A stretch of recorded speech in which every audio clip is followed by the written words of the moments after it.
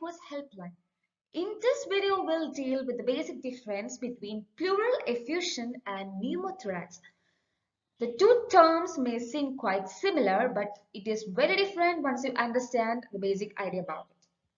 As you all know, pleural effusion and pneumothorax has something to do with pleura. Pleura is in turn the protective cover of the lungs. It has got two layers, the visceral pleura and the parietal pleura. A complete video about the pleura, anatomy of pleura, is being put up in our channel. Please go check it out. I'll put the link of that particular video in the description box.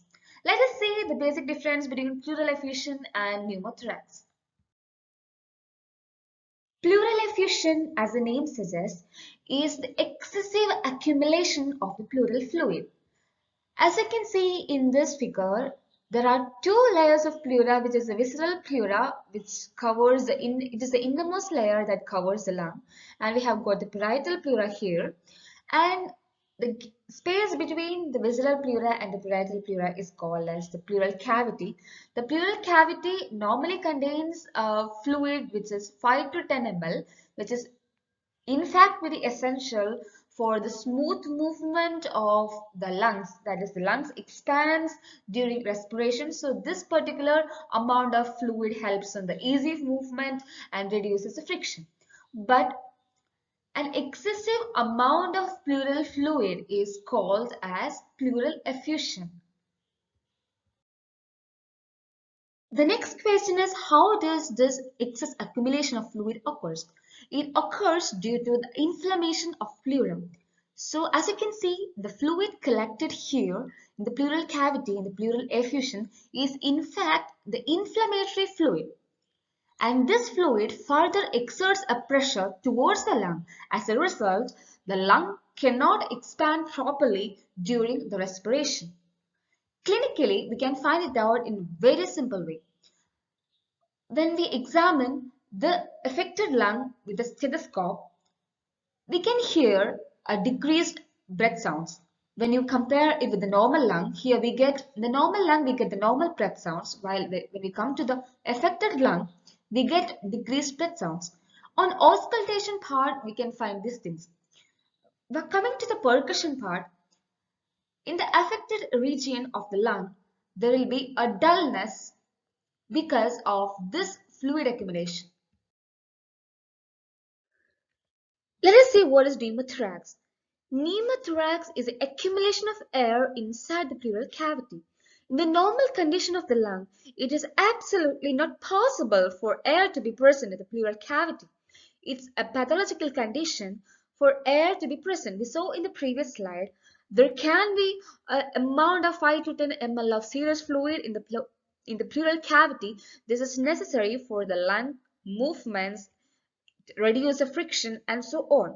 But when air is present in the pleural cavity, we have to note that it is something pathological.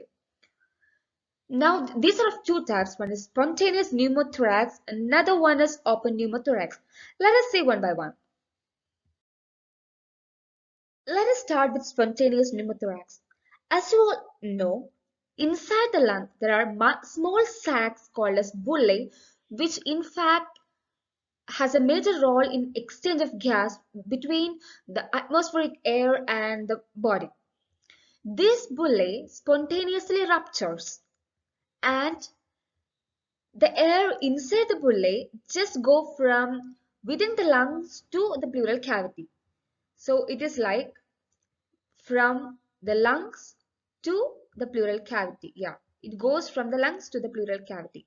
This particular condition is called as spontaneous pneumothorax because as it ruptures, the air within the bullae just escapes into the pleural cavity.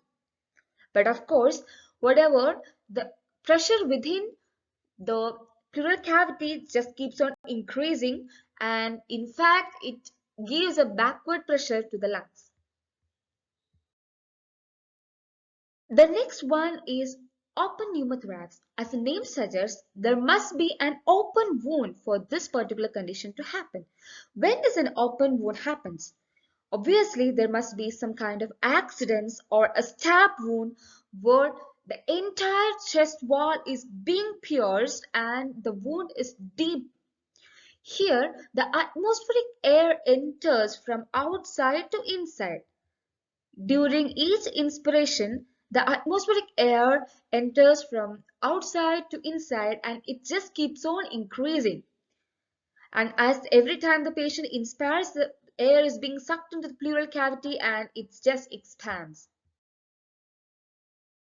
Many times the air that enters the pleural cavity in an open wound just gets stuck because of the clothing or the layers of the thoracic wall, and it becomes impossible for the air to just escape or exit. As a result, the pressure of air continuously increases within the pleural cavity on the wounded side. And another thing is that as this pressure increases, it just pushes the mediastinum. This is the mediastinum and here we have the heart. And it just pushes the heart, pushes to its opposite side. And here we have the healthy lung. And ultimately what happens is that the healthy lung is being compressed and the wounded lung is collapsed. So finally, there will be a collapse of the lung on the affected side as well as the compression of lung on the healthy side. We learned two clinical entities today. One is pleural effusion and another one is pneumothorax. Pleural effusion is an excessive accumulation of pleural fluid within the pleural cavity, which is in turn the inflammatory fluid which occurs due to the inflammation of pleura, whereas in pneumothorax there is an accumulation of air within the pleural cavity. I hope everyone understood the difference between pleural effusion and pneumothorax. Thank you so much for watching this video. If you like this video, do not forget to give a big thumbs up and do subscribe to Medico's Helpline. See you soon with another video. Bye bye.